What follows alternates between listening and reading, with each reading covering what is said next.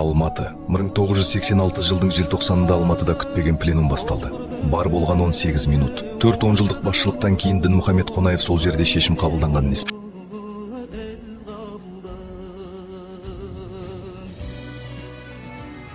17 желтоқсан. Бүгінне дейін тыныш қала кенет дабыл қаққан алаңға айналды. Мәскеуден басшы тағайындалды деген суық хабар жастардың жанын қозғады. Өз тағдырымыз өз қолымызда. Сіздің 1986-ның баранды желтоқсанында жастар қолындағы жалғыз қаруы намыс еді.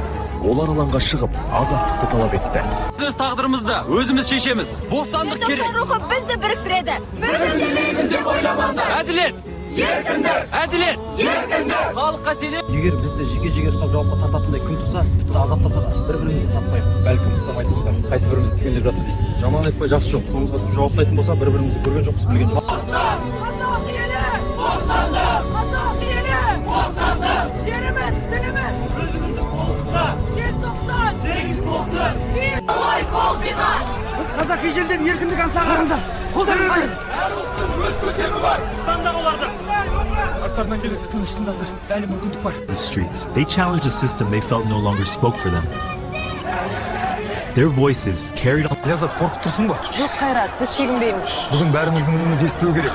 Сен қасымда болсаң қорықпаймын. Әрқашан бірге боламыз. Азаттық. Әділдік үшін. Бәрі үшін. Азат Асанова, біз өз тілімізді, еркімізді қорғау үшін алаңға шықтық. Біздің даусымызды ешкім өшіре алмайды. Қазақ ері жасасын! Еркіндік керек. Стоят, разойтесь! Біз қорықпаймыз. Быстро в машину! Сіз жауап берсеңіз. 18 желтоқсанда Савицкийді мына жігіт ұрып өлтірді ме?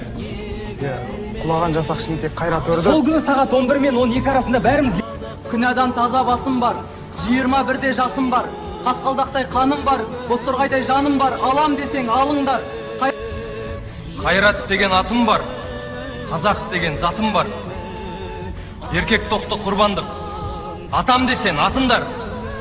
86 жылдың желтоқсанында Алматы алаңына шыққан жүздеген жас азаттықты талап етті. Кейін олардың 900-ге жуығы сот, милиция, кәсіпорын, оқу орындарының шешімімен жазаланды. 8,5 мыңнан астам адам ұсталып, 2400-ден көбі уақытша қамауға жеткізілді. Мыңдағаны қала сыртына айдалды. 99 адамға айып тағылып, 2 өлім жазасына кесілді. 1790 көтерілісінен кейін 5224 адам прокуратурада жауапқа тартылды. 850 адам мемлекеттік қауіпсіздік комитетінде тергелді. Мен бостандықты таңдап келгенмін. Азаттықтың бағасы осы суық тор болса да, мен жүрегімде қорқыныш жоқ. Халық оянғанда бұл есіктер өздері ашылады. Менің арманым елімнің еркіндігі. Балалардың бақыты үшін басымды беруге дайынмын. Мен тірі тұрғанда шындық өледі деп ойламаңдар. Қызғалдақтай арулар.